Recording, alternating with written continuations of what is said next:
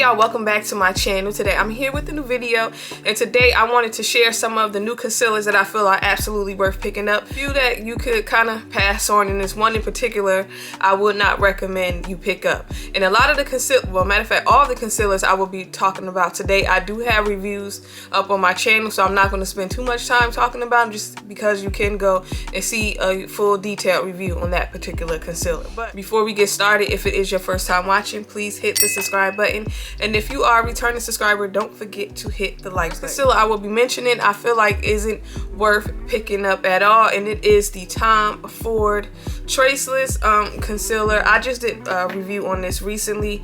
I have the shade 5C Caramel, which I feel like this was a perfect shade. This is the perfect shade for me as to what I want for my concealer. It wasn't too bright, it wasn't too dark where I felt like it was close to my skin complexion, but this concealer just does not work. If you're somebody who has fine lines or your under eyes just crease a lot, then get ready, because this is going to settle into every single fine line you have, and it is going to crease, and it's going to crease within the first couple hours. You're not going to get a full day wear out of this. You're not going to go 5-6 hours then it start creasing. No, this is going to crease within the first hour. So this is a concealer I would not recommend. When I first tried it out here on my channel, it didn't work, and I mentioned that I was going to try it a couple more times, and I was going to use an eye cream. Sometimes if I go in with the eye cream, I might get a better result with the concealer as far as it creasing. This one, no, it didn't help at all. An eye cream did not help this. After that first review, I wore this maybe 2 or 3 days and consistently back to back, and I didn't get any different results. So this is one, unfortunately, I would say pass on. I really hate that this wasn't a good concealer, just because I do like Tom Ford foundations, but so far I haven't had any luck when it comes to their concealers, and this is just another one that did not work for me. Next concealer I recently tried out is the Kulfi Main Match Concealer. When I first tried this out on my channel, this did crease on me, but I didn't follow the directions, because this is a concealer that self-sets, meaning you don't have to go in with a powder. And when I use this, I did put powder on to set it, and I felt like that made a big difference in how well the concealer performed on me, because it did start to crease on me. But I've tried this out a couple times without setting it with the powder, and I will say that it definitely holds up. And I have the shade Glossy Guava. Now, the only thing I don't like about this concealer, and it's very small, I don't like the applicator. I feel like this is very flimsy. It is cheaply made. That would be like the only negative. When I first got this concealer, I felt like they didn't have that many shades, but after doing my research, from what I understand, this concealer shade range is geared to, more towards people who have medium deep complexion. So if you are medium deep or tan, possibly, you're going to find a concealer that works for you. I don't think they have many light shades, but that's from what my understanding. I don't know if it's true or not. I could have read something wrong, but that's my understanding of it, that this was made for people with more medium deep complexion. But this is a decent concealer. This is pretty affordable. I think it was like less than $25. Next concealer I recently tried out is the Iamkaia concealer. I talked about this in one of my favorites video recently.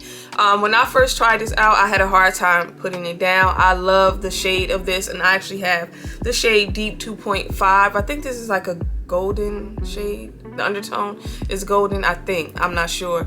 I like the way that this feels going under my eyes. It's easy to blend out. It melts right into the skin. It is very long wearing. It doesn't crease. Only thing I will say about this concealer is that it does smell like house paint. Like, it stinks when you first apply it, but now it's not a scent that you're going to smell like throughout the day, but once you first start applying it and blending it out, that scent is there. That's the only negative. Oh, and one more thing, I do feel like this is another concealer that have a very flimsy applicator. Like, I feel like this is so cheap, like it would easily break on you. That's my only 2 negatives about this concealer. And if you do not know by now, which I'm sure most know, this is a black owned beauty brand, so I will highly recommend this concealer. This is also very affordable. This was like in the $20-$25 range. And the next concealer that I recently tried out that is a new release is the Urban Decay Stay Naked Quickie concealer. I have the shade 60NN. I do feel like I should have went with a better shade match. This is very light. This is going to give you a bright under eye look, which I don't mind, but I do wish I would have got a better shade. This is a very full coverage concealer. It does not crease. It is a little on the matte side. Also, with this concealer, I feel like you have to work very quickly because this dries down fast and it dries down matte. Other than that, I feel like this is worth picking up. It is a very nice size. I feel like this concealer will last somebody a while. And it does have a brush. Now, like I mentioned in my first review, I will not be using this brush just because I don't like seeing concealer piled up on something, because after a while I'm gonna feel like I don't want to put that on my face. But this is a really good concealer. They have a decent shade range. This is for somebody who want a really matte concealer, and I know a lot of us are trying to stay away from super matte concealer, so if you're not a fan of that, this might be one that you would pass on. And next concealer is actually a reformulated one, and this is the Dior Skin Correct. I have the shade 4WO. I love the shade of this. I feel like it's perfect. This concealer I feel like is a natural matte finish. I've seen a couple reviews. Some people feel like it's hydrating. I don't feel like this is the most hydrating concealer in my opinion. I feel like this could lean a little too matte depending on how much you go in with, but outside of that, it's going to give you that flawless under eye. Look like you have a filter on, and it is very long wearing, and it doesn't crease. I could pretty much work with any type of concealer as long as it doesn't crease. This is one that, since I've been using it, I haven't had any issue with it creasing or settling into any fine lines. I will highly recommend this one. If you have not picked it up, you should. And they have a decent shade range. Again, I do have a review up of all the concealers on this channel, so if you want a more in-depth review of this, definitely go check out that review on my channel. The next concealer, I'm sure most of y'all already know which one will be last. This is the Givenchy Prism Libre concealer. Y'all, I freaking love this concealer. I've been using it non-stop since my review. I actually have it on right now, and I have the shade N390. This is not a shade that's going to give me a bright under eye shade. I feel like leans a little on the orange side, so if you need a concealer that color corrects, I feel like this shade will do that. Will cancel out any darkness or dark circles under your eye. I'm going to get a lighter shade just because I always want a lighter shade sometimes, just in case if I want a very bright under eye. Also, this is a very long wearing concealer.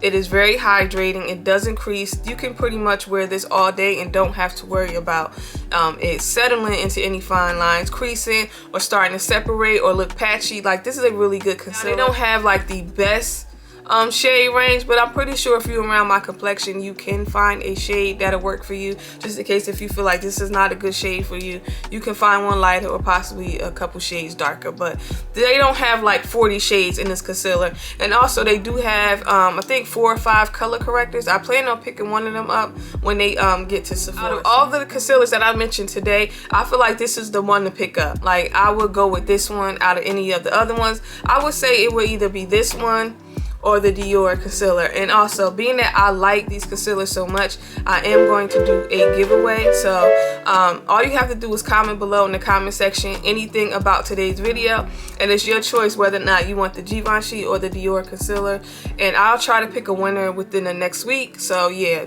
that's how much I love both of these concealers. I want to give somebody one. Anyway, y'all, that is it for today's video. Y'all let me know in the comment section, have you tried out any of these concealers, and what are your thoughts on them? And most importantly, do not forget to like and subscribe, and I'll see y'all later. Bye.